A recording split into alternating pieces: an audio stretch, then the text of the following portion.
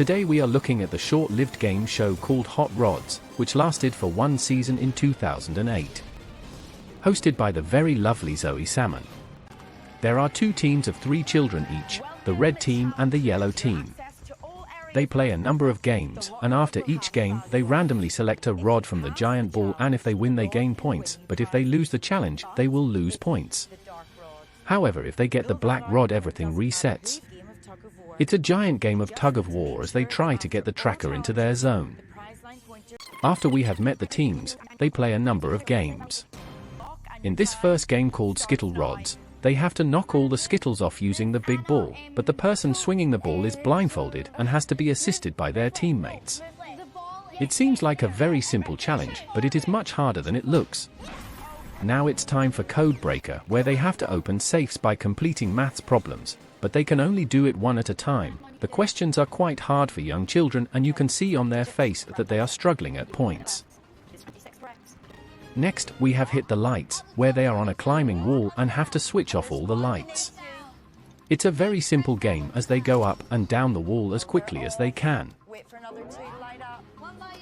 The next challenge is Light Switch. 5 colored rods have to be placed in a correct order for the team to win the game. It's like that old game Mastermind. It's very fun to watch and try to play along with and figure out the order.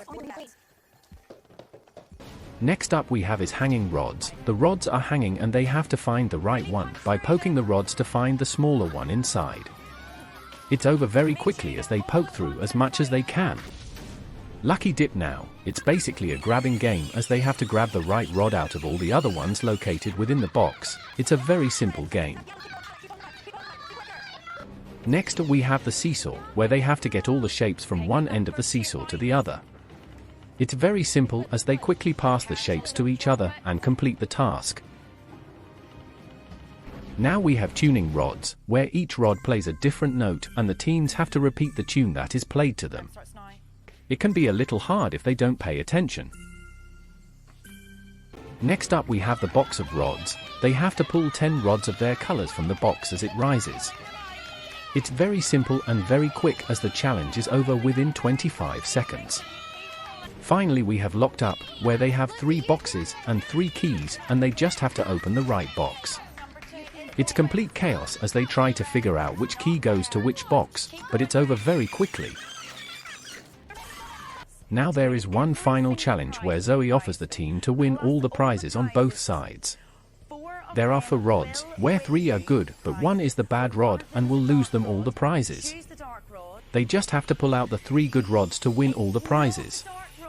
It's completely up to them if they want to play on or keep the prizes they already have. Hot Rods was not the best game show out there, but Zoe Salmon does her best. It's completely random how much the prize line moves by, and the challenges are very easy when compared to other game shows. So overall it's an okay show. So thank you for watching. If you have any TV shows you like to see me do, put them in the comments.